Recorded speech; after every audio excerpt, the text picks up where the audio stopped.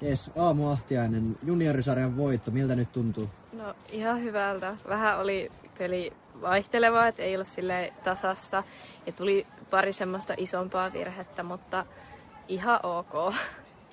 Mites toi eilinen räntäsade vaikutti sun peliin? No kyllä se vaikutti, että ihan selkeästi niin kuin huonompi tulos. Ja ei se ollut kauhean kivaa pelata siinä säässä. Että huomasin, että myös silleen motivaatio ja keskittyminen siihen peliin laski. Oliko silti kivaa? Joo, oli.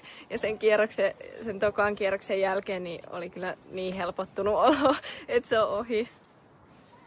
Mitäs terveisiä haluaisit lähettää kisan järjestäjille?